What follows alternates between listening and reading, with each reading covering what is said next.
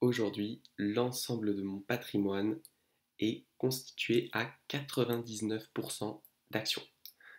Un petit peu moins, plutôt 98,5 en pratique.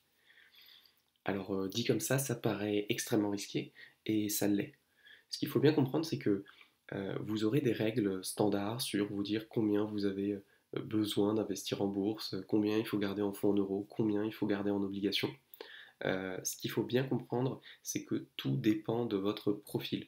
Et il est important de vraiment écouter votre profil et vos aspirations beaucoup plus que d'écouter par exemple des conseils généraux.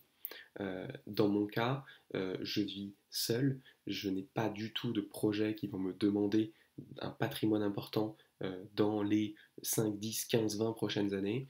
Donc je suis totalement prêt à dire demain, toute mon épargne est absolument wipe, je me retrouve avec 1000 euros, très bien.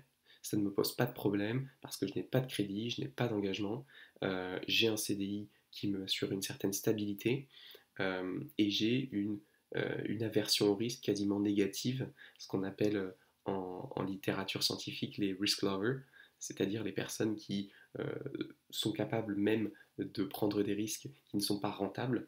Et je sais que c'est le cas, hein. Typiquement, j'ai beaucoup joué euh, dans ma jeunesse aux jeux de casino, au poker, etc. Donc je sais que c'est dans mon tempérament et c'est ce qui me permet, et c'est un avantage hein, en bourse, de prendre énormément de risques pour gagner. Et pour tout vous dire, aujourd'hui je suis à 99% alloué en actions, mais je projette probablement d'être à plus de 100% via de l'effet de levier et via un prêt personnel.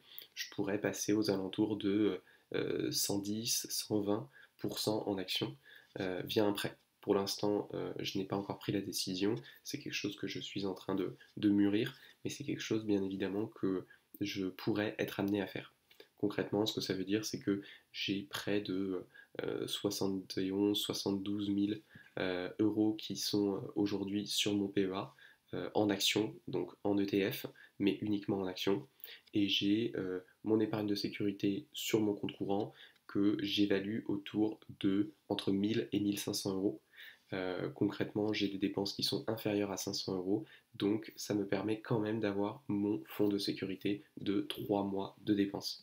C'est là aussi l'intérêt d'avoir finalement un style de vie très minimaliste, c'est que vous allez pouvoir réduire votre fonds et votre matelas de sécurité, et donc vous allez pouvoir augmenter votre capacité d'épargne.